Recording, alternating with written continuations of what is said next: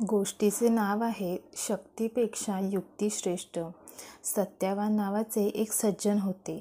त्यांना एकुलती एक कन्या होती. तिच्या विवाहासाठी मुलगा शोधायला म्हणून काही दिवसांसाठी त्यांना यात्रेला जायचे होते. त्यांच्याकडे असलेले धन म्हणजे 10 सोन्याची नाणी, जी मुलीच्या विवाहासाठी त्यांनी जपून ठेवली होती.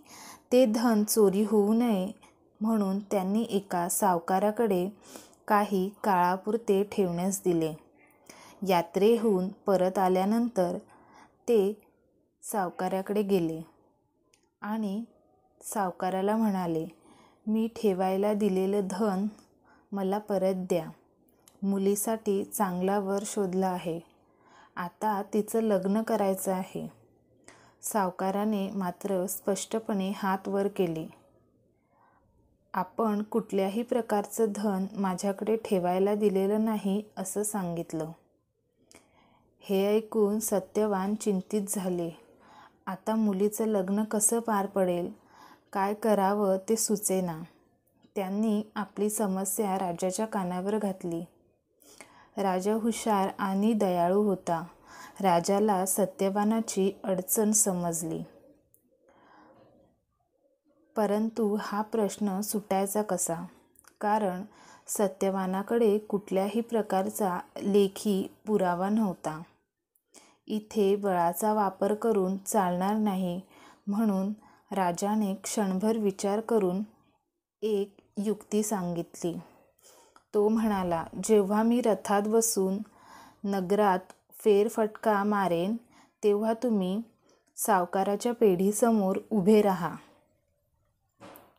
ठरल्याप्रमाणे सत्यवान तेथे उभे राहिले. राजाची स्वारी वाजत गाजत तेथे आली. सावकाराच्या पेढीसमोर उभ्या असलेल्या सत्यवानाकडे बघून राजा रथातून खाली उतरला आणि त्यांचे पाय धरत म्हणाला, गुरुदेव, आपण इथं काय करता आहात? चला रथात बसा. असे म्हणून राजाने त्यांना रथात उंच आसनावर बसवले. रथ पुढे नेल्यानंतर राजाने त्यांना खाली उतरवत सांगितले, आता तुम्ही निश्चिंतपणे घरी जा. तुमचं धन आपोआप तुम्हाला मिळेल. इकडे सावकाराला काही चैन पडेना. स्वतः राजा सत्यवानाचा शिष्य आहे हे पाहिल्यावर तो घाबरला.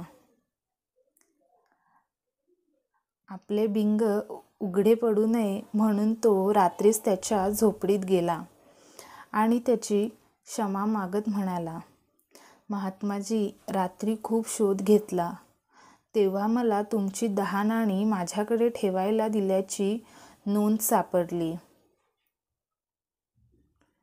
ते धन मी व्याजासह परत करायला आलोय. सत्यवान म्हणाले, मला व्याज नको.